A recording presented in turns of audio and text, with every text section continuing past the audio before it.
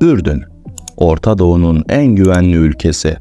89.342 kilometre kare yüz ölçümüne sahip, 9.455.802 nüfusa sahip, başkenti Amman olan Orta Doğu'nun en güvenli ülkesini ele alıyoruz bu hafta. Resmi adıyla Ürdün Haşimi Krallığı etrafında Suriye, Irak, Suudi Arabistan, İsrail, Batı Şeria ülkeleriyle komşu olan ve dünyanın 7. harikalarından Petra Antik kentini barındıran bu ülkede bir zamanlar Osmanlı toprağı içerisinde yer alıyordu. Dünyada yükselen milliyetçilik akımıyla birlikte İngilizlerin de bu durumu fırsat bilip Şerif Hüseyin'le el ele verip işbirliği yapmaları sonucunda Osmanlı'dan ayrılıp İngiliz yönetimine girmişlerdir.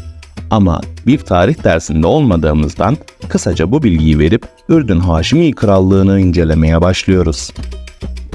Her ne kadar bir krallık olsa da kralın altında bir başkan, bakanlar ve bir meclis bulunmaktadır. Ayrıca sanılanın aksine şeriatla değil, ülkenin kendi yasalarıyla yönetilmektedir. Kadınlar için bir çarşaf zorunluluğu olmaması, isteyenin açık, isteyenin kapalı olduğu, erkeklerin de isteyenin şortla, isteyenin de normal kıyafetlerle çıktığı bir ülkedir. Fakat yine de çok fazla tercih edilmemektedir. Tarih boyunca birçok medeniyete ev sahipliği yapan Ürdün, şu anda Filistinli birçok kişiye ev sahipliği yapıyor. Ülkenin yaklaşık olarak yarısı Filistinlidir. Arap-İsrail Savaşı sonucunda birçok Filistinli vatandaşlık almış ve tamamen bu ülkede yaşamaya başlamıştır. Birçok Arap ülkesi gibi petrol zengini ya da zengin yeraltı kaynaklarına sahip olduğunu düşünseniz de ne yazık ki bu ülkede her ikisi de bulunmamaktadır. Hatta Orta Doğu'da petrol çıkmayan tek Arap ülkesidir. Yine de ülkede yaşam koşulları gayet güzeldir ve insanlar asgari ücret olarak yaklaşık olarak 600 dolar alıyorlar ve ayrıca bir Ürdün dinarı 48 TL'dir. Türkiye'den Ürdün'e gitmek isteyenler var ise hiç zorlanmadan uçağa bindikten 2 saat sonra Ürdün'e varmış olacaktır. Ülkeye girişte hiçbir zorluk yaşamadan girebilirsiniz. Havalimanından ister taksiyle isterseniz de otobüsle başkente ulaşabilirsiniz. Ama eminim ki neden gideyim ki sorusu aklınızda belirmiştir. Şimdi ülkenin güzelliklerini birlikte inceleyelim. Ürdün dünyanın 7 harikasından birisi olan Petra Antik kentine ev sahipliği yapıyor. Dağları oyulu, kayıp şehir Petra. Grekçe bir kökenden gelen Petra, büyük kaya anlamına gelmektedir. Putperest bir toplum olan Nebatiler, tanrıları için dev tapınakları inşa etmişlerdir. Diğer kültürlerden etkilendikleri değerleri buraya taşımışlardır. Antik Yunanistan, Roma, Mısır ve Mezopotamya stillerini harmanlayarak benzersiz bir mimari ile Petra şehrini yarattılar. Sadece Petra değil, Ürdün'de 100.000'den fazla arkeolojik alan bulunmaktadır. Dünyanın en az ormanlık alanlarından birisine sahip olan bu ülkede düşünülenden çok daha fazla bitki çeşitliliği vardır. Orman alanlarından bahsetmişken dünya üzerinde Mars'a en çok benzeyen toprakların da burada olduğunu söylemeliyim. Hatta Mars filmi Ay Vadisi'nde çekilmiştir. Ormanlık alanların çok az olduğu, çöllerin de bulunduğundan bahsettik. Peki deniz var mı? Dünyanın en tuzlu gölü olan Lut Gölü buradadır. Dibe batmak neredeyse imkansızdır ve bir yatağa ihtiyaç duymadan kolaylıkla su üzerinde durabilirsiniz. Lut Gölü, diğer adıyla Ölüdeniz, dünyanın en alçak karasal noktaları olarak kabul ediliyor. Deniz seviyesinden yaklaşık olarak 430 metre daha düşük bir rakıma sahiptir. Ayrıca Akabe'de bir liman şehri olup 20'den fazla dalış noktası vardır. Ürdün'deki günlük yaşama ve oradaki insanların kültürüne birkaç örnek vermek gerekirse, Ürdün'deki insanlar genel olarak epey bir sıcakkanlıdır. Birçok insan Japonya'ya gittiğinde anı biriktirmek için kamerayı eline aldığında oradaki insanlar tarafından zorluk yaşayabilir. Fakat Ürdün'de durum biraz daha farklı.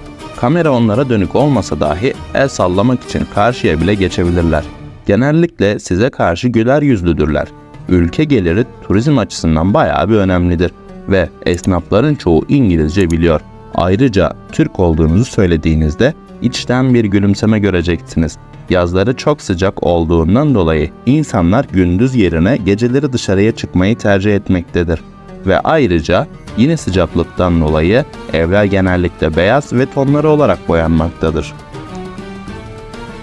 Hatay künefesi kadar güzel olmasa da Ürdün'de de künefe çok meşhurdur ve çok fazla tüketiliyor. Bizim künefemizden farklı olarak gül suyu gibi bazı tatlandırıcılar da kullanılıyor ve bence Hatay künefesine göre çok daha ağır. Dinarın TL bazında 48 TL olduğunu söylesem de genellikle karın doyurmak için 3-5 lira tıka basa doyabilirsiniz. En pahalı yiyecekleri milli yiyecekleri olan mansaftır ve ortalama 7-8 dolardır. Kuzu eti, yoğurt ve pilavdan oluşan milli yemekleri mansaf, gittiğinizde denemeniz gerektiğini düşündüğüm yemeklerindendir.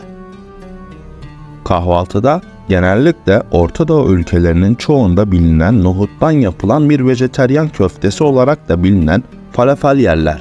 Fiyatlar genellikle pahalı değildir. 1 dolara doyurucu, güzel bir durum yiyebilirsiniz. Tatil günleri pazar değil cumadır. Tatil günü de olsa gündüzleri çok fazla insan göremeyebilirsiniz. Ama akşamları çok hareketli ve kalabalıktır. Çarşılarında birçok altıncı görebilirsiniz. Akşamları ise sokak sanatçıları, müzisyenler ve bol bol kafe görebilirsiniz. Tabii eğer Rainbow'daysanız. Bu ülkede kafeye oturduğunuzda çayınızı size sormadan şekerli olarak da getirebilirler. Bunun için eğer çayınızı şekersiz içiyorsanız bunu belirtmenizde fayda var. Yine de hala batı tarzı bir gece kulübü arıyorsanız bunun için çok daha detaylı araştırma yapmalısınız. Son sözlerim olarak tatil yaparken Vadi Rum'a gidebilirsiniz. Fakat biraz pahalıya kaçacak bir etkinlik olacaktır. Söylemeliyim ki her tur şirketinde fiyatlar değişmekle birlikte size sunulan etkinlikleri bazen yarım yapabiliyorlar. Gitmeden önce titiz bir araştırma yapmalısınız.